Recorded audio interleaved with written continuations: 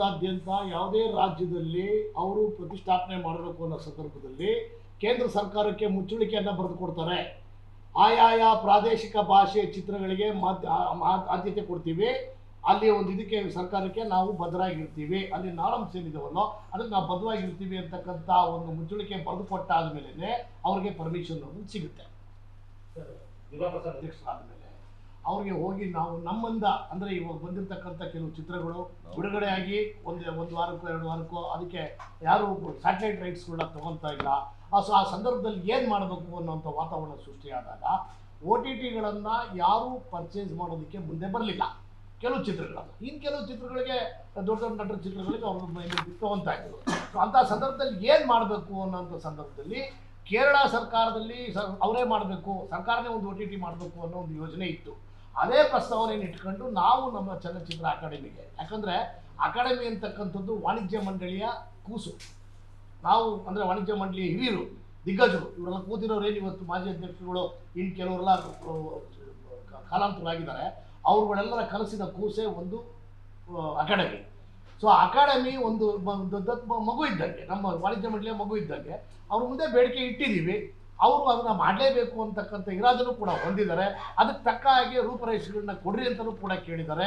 ಸಮಗ್ರವಾಗಿ ಎಷ್ಟು ಚಲನಚಿತ್ರಗಳು ಇವತ್ತಿನವರೆಗೂ ಬಿಡುಗಡೆ ಆಗಿಲ್ವೋ, ಇನ್ನು ಕೆಲವು ಬಿಡುಗಡೆ ಆಗಿ ಮೂಲೆ ಗುಂಪಾಗಿದ್ದಾವೋ, ಇನ್ನು ಕೆಲವು ಬಂಡವಾಳ ಹಾಕಿರ್ತಕ್ಕಂಥ ಹಣ ವಾಪಸ್ ಬಂದಿಲ್ವೋ, ಅಷ್ಟೂ ಜನ ನಿರ್ಮಾಪಕರುಗಳನ್ನು ಈ ಸಾರಿ ಕರೆದು ಅವ್ರದ್ದೆಲ್ಲ ಡೇಟಾ ತೊಗೊಂಡು ಅಕಾಡೆಮಿಗೆ ಕೊಟ್ಟು OTTನ ಅಲ್ಲಿಂದಲೇ ಮಾಡಬೇಕು ಅಂತೇಳಿ ನಮ್ಮಲ್ಲಿ ನುರಿತ ತಜ್ಞರನ್ನು ನಾವು ರೆಕಮೆಂಡ್ ಮಾಡಿ ಅಲ್ಲಿ ಕಳಿಸ್ತಾ ಇದ್ದೀವಿ ಸರ್. ಏಕರೂಪ ದರ ಏನಿದೆ ಎಲ್ಲರೂ ಕೂಡ ಸ್ವಾಗತ ಮಾಡ್ತಿದ್ದಾರೆ. ನಮ್ಮ ವಿತರಕರ ಸಂಘದವರು ಇದಕ್ಕೆ ಧ್ವನಿ ಕೂಡಿಸಿದ್ದಾರೆ. ವಿತರಕರ ಸಂಘದವರು ಕೂಡ ಇಲ್ಲಿ ನಮ್ಮ ವಾಣಿಜ್ಯ ಮಂಡಳಿಯ ಕಾರ್ಯಕಾರಿ ಸಮಿತಿಯ ಸಭೆ ನಡೆದು ಎಲ್ಲ ಮಾಜಿ ಅಧ್ಯಕ್ಷರುಗಳನ್ನು ಒಳಗೊಂಡಂತೆ ಮುಖ್ಯಮಂತ್ರಿಗಳಿಗೆ ಕೊಡ್ತಕ್ಕಂತಹದ್ದು ಏನು ಮನವಿ ಇತ್ತು, ಆ ಮನವಿನಲ್ಲಿ ಎಲ್ಲರನ್ನೂ ವಿಶ್ವಾಸಕ್ಕೆ ತಗೊಂಡು ಎಲ್ಲ ಅಂಗಸಂಸ್ಥೆಯ ಮನವಿಯ ಆಧಾರದ ಮೇಲೆ ನಾವು ಅಷ್ಟನ್ನೂ ಕೊಟ್ವಿ. ಅಷ್ಟನ್ನೂ ಸರ್ಕಾರ ಓಕೆ ಮಾಡಿದೆ ಸರ್. ಏನಕ್ಕೆ ಅಂತಂದ್ರೆ ಸರ್, ಏನು ನಾವು ಪರಭಾಷೆಗಳು ಕನ್ನಡಿಗರನ್ನು ಲೂಟಿ ಮಾಡ್ತಿದ್ದಾರೆ ಅಂತ, ಇಲ್ಲಿ ಬೇರೆ ಭಾಷೆಗಳ ಸಿನಿಮಾಗಳನ್ನ ವಿತರಣೆ ಮಾಡ್ತಿದ್ದು ಕೂಡ ನಮ್ಮ ಕನ್ನಡಿಗರೇ. ಅದರಿಂದ ಅದಕ್ಕೆ ಅವರ ವಿರೋಧ ಏನಾದರೂ ಇದೆಯಾ? ಯಾರು ವಿರೋಧ ಇಲ್ಲ ಸರ್. ಇನ್ನೊಂದು ಹೇಳಕ್ಕೆ ಜಿ ಕನ್ನಡ ನ್ಯೂಸ್ ಈಗ ನಿಮ್ಮ ಮನೆಯಲ್ಲೇ ನೋಡಿ, ಎಲ್ಲ ಕೇಬಲ್ಗಳಲ್ಲಿ ಈಗ ಲಭ್ಯ.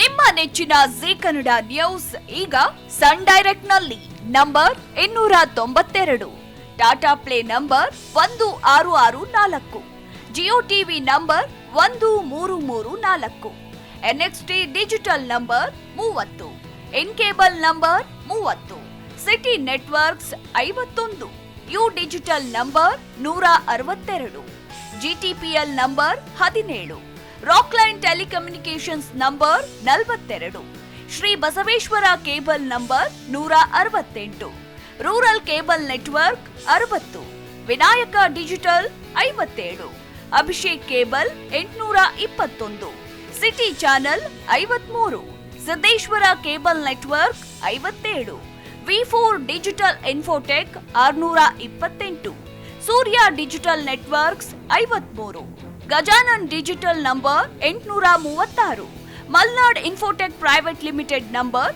56, Metrocast number 830, Victory Digital number 167ರಲ್ಲಿ ನೋಡಿ ಆನಂದಿಸಿ.